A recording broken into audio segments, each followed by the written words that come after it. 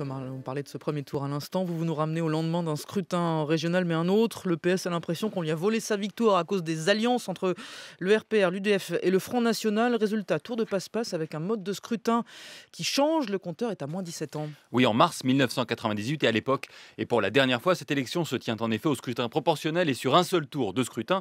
Seules les régions Limousin et Pays de Loire connaissent une majorité absolue. Dans toutes les autres régions, il faut négocier entre les listes en vue de l'élection du président de la région qui doit se tenir le vendredi suivant le suffrage du dimanche. Des jours dramatiques, d'autant que dans plusieurs régions, les candidats de la droite négocient avec le Front National pour conserver ou ravir des régions à la gauche. Bonsoir. Un tremblement de terre signé Le Pen secoue la droite française. De plus en plus de voix s'élèvent chez les militants du RPR et de l'UDF en faveur d'alliance avec le Front National. Et parmi ces voix, celle de Jean-François Mancel qui a été exclu tout à l'heure du RPR. Spectateur, le Parti Socialiste demande au président de la République, Jacques Chirac, de dire à ses amis qu'il y a des limites à ne pas franchir.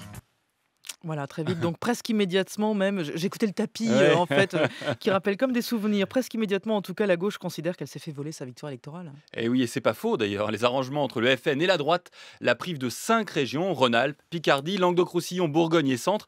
La gauche parlera de vendredi noir pour qualifier le jour de l'élection des présidents de région et appellera de ses vœux une réforme du mode de scrutin. 5 jours plus tard seulement, à l'Assemblée nationale, le Premier ministre Lionel Jospin les entend et lance le processus. Je prends l'engagement devant vous ici que le gouvernement présentera rapidement des propositions de réforme des modes de scrutin et au premier chef, naturellement, des modes de scrutin pour les élections régionales.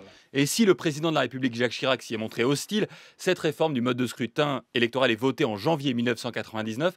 Elle entre en application lors des élections de 2004. Et depuis, malgré quelques aménagements, nous votons sur 2 tours, 2 dimanches, avec un scrutin toujours proportionnel, mais qui accorde une prime d'1/4 des sièges à la liste arrivée en tête. Reste qu'à lire les sondages. 17 ans après les élections de 1998, il semble qu'une réforme de scrutin ne suffise plus pour barrer la route du FN à l'assaut des exécutifs régionaux. Thomas Negaroff.